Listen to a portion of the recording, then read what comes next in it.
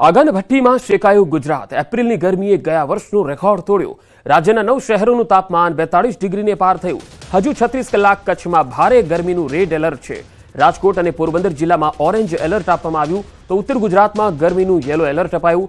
રાજકોટમાં 43.9 ડિગ્રી, અમદાવાદમાં 43 ડિગ્રી, જ્યારે ગાંધીનગરમાં 42.5 ડિગ્રી તાપમાન નોંધાયું। રાજ્યના 13 શહેરોનું તાપમાન 37 ડિગ્રીને પાર જોવા મળ્યું।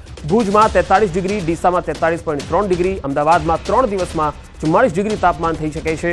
અમદાવાદમાં સામાન્ય કરતાં 4 ડિગ્રી વધુ તાપમાન જોવા મળી શકે છે।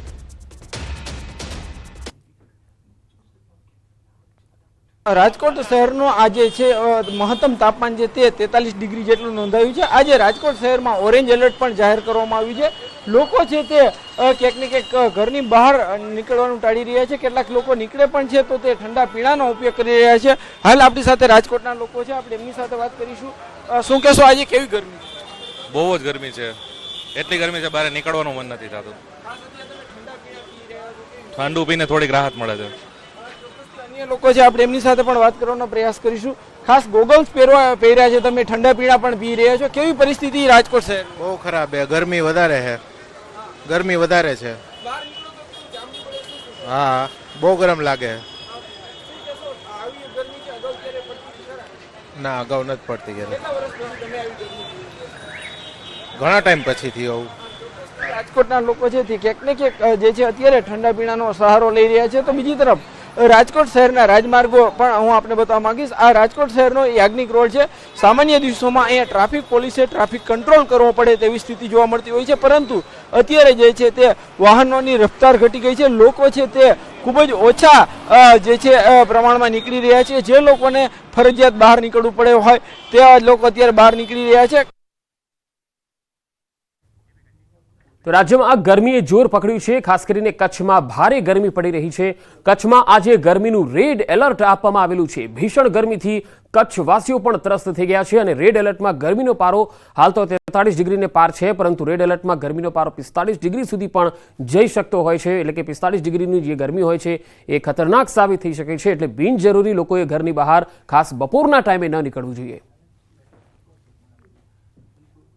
કચ્છમાં સતત ગરમીથી લોકો છે તે ત્રાહીમામ પોકારી ઉઠ્યા છે, ત્યારે ફરી પાછી આજે કચ્છમાં હવામાન વિભાગ દ્વારા રેડ એલર્ટ આપવામાં આવ્યું છે। ગઈકાલની તાપમાનની વાત કરવામાં આવે તો ગઈકાલે ભુજનું તાપમાન છે તે 43 ડિગ્રી છે તે નોંધાયું હતું, તો કંડલા એરપોર્ટનું તાપમાન છે તે 45 ડિગ્રી નોંધાયું હતું। ત્યારે આજે ફરી પાછું હવામાન વિભાગે છે તે કચ્છમાં રેડ એલર્ટ આપ્યું છે, ત્યારે હજુ પણ ભારે ગરમીનો લોકોને સામનો કરવો પડશે। આ જે પ્રમાણે આ દ્રશ્યો જોઈ રહ્યા છો કે આ ભુજના દ્રશ્યો છે, ઇન્સાન છે તે ભાસી રહ્યા છે।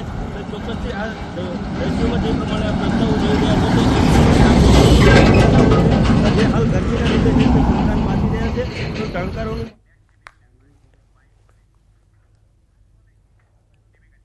તો કાળઝાળ ગરમીમાં કચ્છ શેકાઈ ગયું। બપોરના સમયે ભીષણ ગરમી પડી રહી છે, ત્યારે રાપર પોલીસે રાહદારીઓની વહારે આવી। રાપર પોલીસે ટ્રાફિક ચોકી પાસે છાશની પરબ શરૂ કરી। હાલ ધૂમધકતા ઉનાળાની કાળઝાળ ગરમીમાં રાહદારીઓ તથા રાપર તાલુકાના ગ્રામ્ય વિસ્તારોમાંથી આવતા લોકો માટે છાશની પરબ શરૂ કરી છે। લોકોને ગરમીથી રાહત મળે એ માટે ટ્રાફિક પોલીસની ચોકી ખાતે લોકો માટે છાશનું વિતરણ શરૂ કરાયું છે।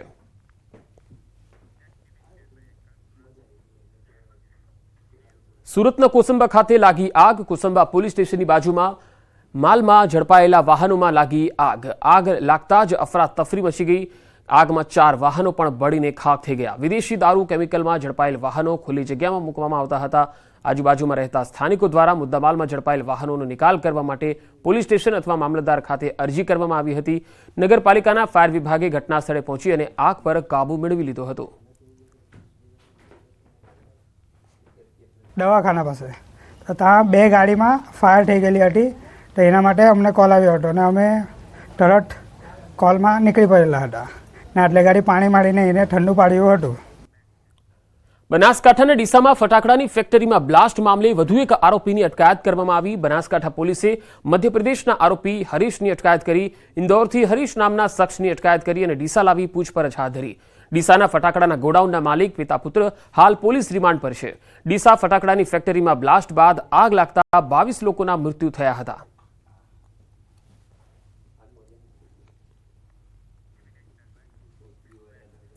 અમદાવાદમાં એસી ગોડાઉનમાં આગ મામલે તપાસનો ધમધમાટ શરૂ થયો છે. એફએસએલની ટીમ ઘટના સ્થળે પહોંચી. એફએસએલની તપાસમાં મોટા ખુલાસા થઈ શકે છે. જીવરાજ પાર્કમાં એસીના ગોડાઉનમાં ભીષણ આગ લાગી ગઈ હતી. ભીષણ આગમાં 2 લોકોના મૃત્યુ થયા હતા. અમદાવાદના જીવરાજ પાર્કમાં ગઈકાલે લાગેલી આગ બાદ આજે ભયાનક દ્રશ્યો સામે આવ્યા. રહેણાંક વિસ્તારમાં બનાવેલા ગોડાઉનમાં આગ લાગી ગઈ હતી. આગ લાગતા એસીના ગેસ સિલિન્ડરમાં બ્લાસ્ટ થયા. આસપાસના વિસ્તારોમાં પણ ધડાકા સંભળાયા હતા. આગ બાદના ભયાવહ દ્રશ્યો જોવા મળ્યા. સાબરકાંઠામાં વિદેશી દારૂના બુટલેગરો બેફામ બની ગયા છે. ફિલ્મી ઢબે દારૂની હેરાફેરી અને પોલીસ પર જીવલેણ હુમલો કર્યો. સાબરકાંઠાના વડાલીમાં બુટલેગરો દ્વારા વિદેશી દારૂની હેરાફેરી કરતી વખતે ફિલ્મી ઢબે દહેશત ફેલાવવાનો પ્રયાસ કર્યો. વડાલી પોલીસ સ્ટેશન નજીક બેરિકેડ તોડી આરોપીઓ ફરાર થયા હતા. પોલીસે નાકાબંધી કરી અને તાબડતોબ કાર્યવાહી શરૂ કરી હતી. ફરાર થયા આરોપીઓએ ઇનોવા કાર એએસઆઈ નરસિંહભાઈ પર ચઢાવી દેતા નાની મોટી ઈજા પહોંચી. અન્ય ક્રેટા કાર જે પીછો કરી રહી હતી તેને પણ ટક્કર મારી નુકસાન પહોંચાડ્યું. પોલીસે હાઈવે પર તત્કાલ પીછો કર્યો અને ઇનોવા કારને ખેતરમાં ઘુસાડી હુમલાખોરોને ઝડપી લીધા. આરોપીઓ પાસેથી કુલ 17,22,000 કરતાં વધુ કિંમતનો વિદેશી દારૂનો જથ્થો સહિત ઇનોવા કાર ઝડપી લેવામાં આવી. વડાલી લોકલ પોલીસ સહિત એલસીબીની સંયુક્ત કામગીરીથી સમગ્ર ઓપરેશન સફળ બન્યું. 2 આરોપીઓને ઝડપી અન્ય 4 આરોપીઓ વિરુદ્ધ કાયદેસરની કાર્યવાહી કરી વધુ તપાસ હાથ ધરી. મહેસાણામાં સીલ કરેલો મુદ્દામાલ સગે વગે કરી દેવાયો. વરિયાળીનો જથ્થો સગે વગે કરવામાં આવ્યો. પોલીસ અને ફૂડ વિભાગે સીલ કર્યો હતો મુદ્દામાલ. લીલા કલરનો પાવડર ચડાવેલ વરિયાળીની બેગો પણ સગે વગે કરી. સીઝ કરાયેલ 74.32 લાખનો જે મુદ્દામાલ છે એ સગે વગે કરી દેવાયો હતો. ઊંઝાના રામપુરા દાસજ રોડ પર 4 ગોડાઉનમાંથી મુદ્દામાલ ગાયબ થઈ ગયો. આ મુદ્દામાલ સગે વગે કરી ગોડાઉન પટેલ રમણભાઈ નામના વ્યક્તિને ભાડે પણ આપી દેવાયું. ઊંઝા પોલીસ મથકે ફરિયાદ નોંધાઈ છે. સુરતના પાંડેસરામાં આરોગ્ય વિભાગે દરોડા પાડ્યા. ઠંડા પીણાના વિક્રેતાને ત્યાં આ દરોડા પડાયા. લોકોના આરોગ્યને નુકસાન કરતી વસ્તુઓનો નાશ કરાયો. પાંડેસરામાં મનપાની આરોગ્ય વિભાગની ટીમે દરોડા પાડ્યા હતા. બરફની પેપ્સી, ફ્રૂટી સહિતની વસ્તુઓ કબજે કરી. મોટી માત્રામાં લોકોના આરોગ્ય માટે હાનિકારક પેપ્સી, ફ્રૂટીનો જથ્થો નષ્ટ કરાયો. પાંડેસરા, ઉધના, ડિંડોલી સહિતના વિસ્તારોમાં ઝાડા ઉલટી સહિત તાવના જે કેસો વધી રહ્યા હતા તેને પગલે મનપાએ દરોડો પાડી અખાદ્ય 80 કિલો ફ્રૂટ, 1000થી વધુ પેપ્સી, 7 લીટર ફ્રૂટી સહિતના જથ્થાનો નાશ કર્યો હતો. અમે આ વિસ્તારમાં આપણા સ્લમ વિસ્તારો છે, ઉધનાજનના જેટલા સ્લમ વિસ્તારો છે જેમાં રોગચાળાનું પ્રમાણ હમણાં વધી રહ્યું છે, ત્યાં એક ઝુંબેશ હાથ ધરીએ છીએ. તેમાં અમારી એક ટીમ બનાવવામાં આવેલ છે અને ટીમ દ્વારા જે આવા વિસ્તારો છે ત્યાં કોઈ પણ અખાદ્ય વસ્તુ જેવી કે ઠંડા પીણા છે, કોલ્ડ ડ્રિંક્સ, ચા, મતલબમાં જે પેલા પેપ્સી જો બાળકો લે છે, અત્યારે ગરમીના કારણે આવું બધું લોકો વધારે પીવાનું પસંદ કરે છે, ઠંડા પીણા કે આ પેપ્સીઓ, કે તેને અમે જગ્યા પર જ જઈને જે તે દુકાન પર, સંસ્થા પર ચેક કરીને જો મળતું હોય આવી વસ્તુ જમા લઈએ છીએ. અખાદ્ય જે ખરાબ ખાવાની વસ્તુ જેવું છે એ બધી જમા લઈને તાત્કાલિક એને જગ્યા પર નાશ કરીને પાવડરનો છંટકાવ કરીને એને આમની સાથે ગાડી પણ છે, કચરાની ગાડી, એમાં અમે નાશ કરી દઈએ છીએ અને તાત્કાલિક ટ્રાન્સપોર્ટેશન મોકલી આપીએ છીએ. સુરત પાલિકા આરોગ્ય વિભાગની કાર્યવાહી. જ્યાં પાંડેસરા વિસ્તારના પાણીપુરીના વિક્રેતાને ત્યાં દરોડા પાડવામાં આવ્યા. પાંડેસરા ગોવાલક ખાતે પાણીપુરી મેન્યુફેક્ચરને ત્યાં આરોગ્ય વિભાગે દરોડા પાડ્યા. આરોગ્ય વિભાગ દ્વારા મોટા પ્રમાણમાં પૂરીનો જથ્થાનો નાશ કરવામાં આવ્યો. મોટા પ્રમાણમાં પાણીપુરીનો જથ્થો નષ્ટ કરી અને દંડની કાર્યવાહી હાથ ધરી. ગંદકીમાં પૂરી બનાવવામાં આવતી હતી અને આરોગ્ય માટે હાનિકારક હતી, જેથી પૂરીઓનો નાશ કરાયો.